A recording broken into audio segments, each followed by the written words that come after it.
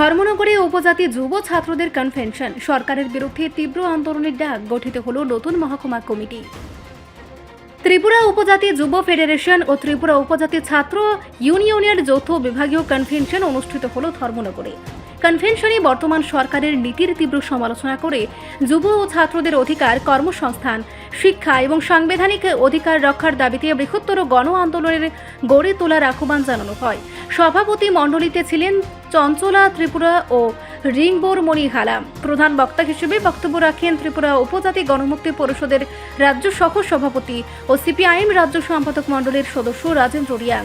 তিনি অভিযোগ করেন, বর্তমান সরকারের জনবিরোধী নীতির ফলে যুব সমাজ চরম অনিশ্চয়তার মুখে পড়েছে এবং অধিকার আদায়ে ঐক্যবদ্ধ আন্দোলনের বিকল্প নেই। এছাড়াও বক্তব্য রাখেন প্রবীণ কুমার ত্রিপুরা, প্রসন্ন ত্রিপুরা, জয়লাল মানিক হালাম এবং সিপিআইএম ধর্মনগর মহকুমার সম্পাদক রতন রায়। 85 জন প্রতিনিধি অংশ নেওয়া এই কনভেনশনে আগামী দিনে আন্দোলনের রূপরেখা নির্ধারণ করা হয়। শেষে 18 সদস্যের নতুন মহকুমা কমিটি গঠন করা হয়। সভাপতি নির্বাচিত হন বিশ্বজিৎ ত্রিপুরা এবং সম্পাদক হন খগেন্দ্র ত্রিপুরা। নেতৃবৃন্দ জানান, জনস্বার্থের দাবিতে আগামী দিনে আরও জোরালো গণ আন্দোলন গড়ে তোলা হবে। এই আসিল আগে রাজার আমলে, রাজার আমল শেষ কংগ্রেস সরকার আমাদের রাজ্যে। তোমরা তো জানতে না, এটা আমি জানি, দেখছি। তাইলে আমাদের অবস্থা কি হলো? আস্তে আস্তে গরিব হইতে হইতে হইতে না খাইয়া জঙ্গলের আলু খুঁড়ে খাইতে হইতে, চাকরি বাকরি তো কিছুই নাই, এইরকম অবস্থা ছিল।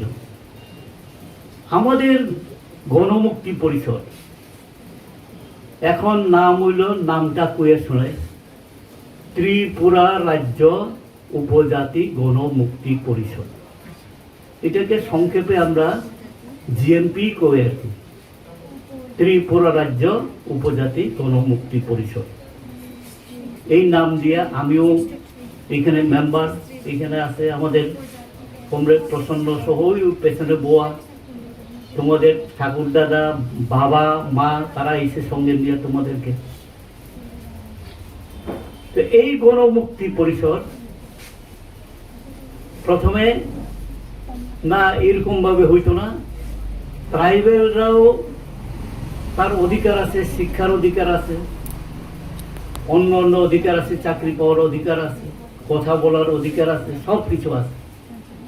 এটা মানুষের জানাইতে গেলে, অন্ধকার থেকে আলোতে আনতে গেলে, তোমরা বুঝো তো বাংলা? রিপোর্ট, সংবাদ প্রতীক্ষা।